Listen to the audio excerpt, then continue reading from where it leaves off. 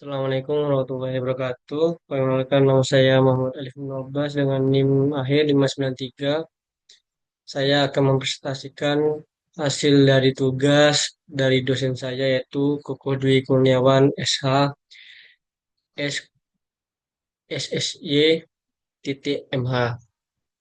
Tugas tersebut terkait analisis putusan Mahkamah Agung.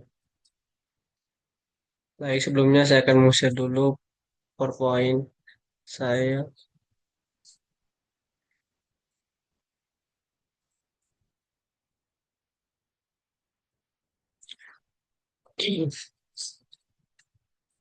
Analisis putusan Mahkamah Agung nomor 5486 K garing PID titik sus garing 2025. Identitas putusan dan ringkasan perkara. Nomor dan tahun nomornya yaitu 5486 K garing PID titik sus garing 2025. Lembaga peradilannya yaitu Mahkamah Agung Republik Indonesia. Tanggal putusannya 13 Juni 2025. Subjek hukum Abdul Razak Hehanusa alias Arga, seorang pelajar atau mahasiswa berusia 23 tahun. Peran terdakwa yaitu perantara dalam jual beli narkotika golongan satu. Selanjutnya barang bukti utama se- sejenis sabu seberat 95,12 gram dan satu unit handphone Vivo. Kualifikasi tindak pidana.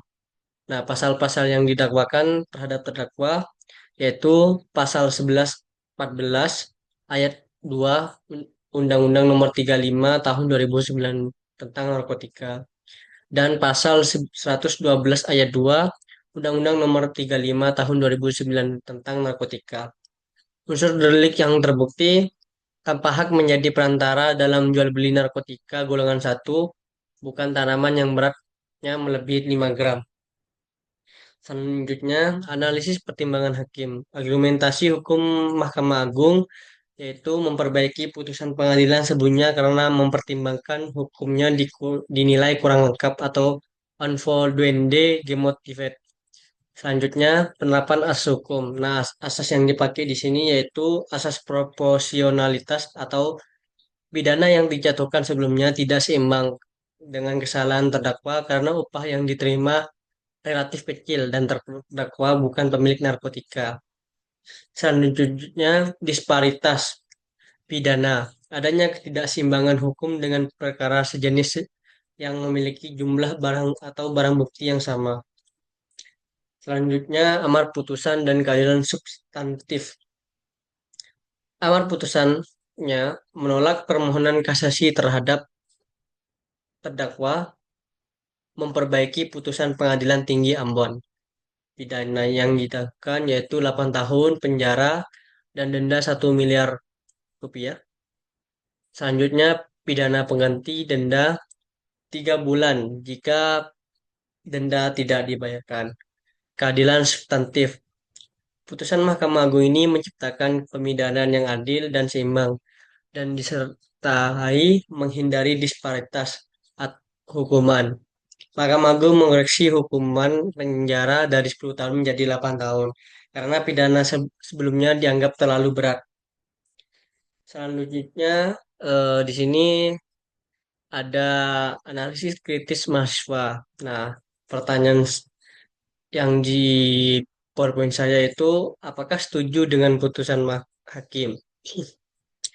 Menurut saya setuju dengan putusan Mahkamah Agung.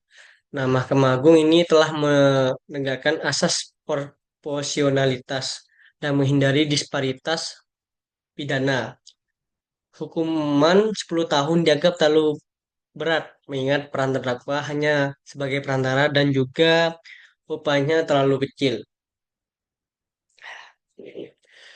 Nah, adakah keliruan hukum?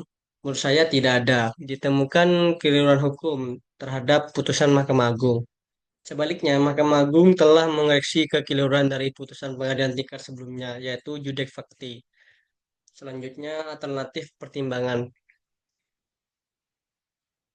Diperlukan perincian lebih lanjut tentang bagaimana Mahkamah Agung sampai pada hukuman 8 tahun penjara penting untuk menjelaskan sebagai rinci alasan perubahan pidana pengganti dari 1 bulan menjadi 3 bulan. Rekomendasi kebijakan hukum, peningkatan kualitas pertimbangan hukum oleh hakim di tingkat pengadilan pertama, pengembangan pedoman pemidanaan yang mempertimbangkan peran pelaku, jumlah barang bukti, dan keuntungan yang diperoleh. Mahkamah Agung perlu proaktif mengoreksi putusan yang kurang sempurna, edukasi dan pelatihan berkelanjutan bagi penegak hukum dan penasihat hukum. Selanjutnya kesimpulan. Dari kesimpulan tersebut yaitu terdapat ringkasan putusan Mahkamah Agung nomor 5486 K garing PID Sus 2025 mengoreksi putusan sebelumnya yang tidak profesional dan memiliki pertimbangan hukum yang tidak sempurna atau unfounded motivate. Tindakan Mahkamah Agung yang memperbaiki hukuman terdakwa dengan mengurangi pidana penjara 10 tahun menjadi 8 tahun dengan pertimbangan bahwa terdakwa bukan memiliki narkotika dan upahnya juga terlalu kecil. Tujuannya, putusan ini memiliki upaya untuk menegakkan keadilan, proporsionalitas, dan menghindari disparitas pidana dalam kasus-kasus serupa. Baik, jika terima kasih jika ada salah kata atau kurang lengkap, saya mohon maaf. Wassalamualaikum warahmatullahi wabarakatuh.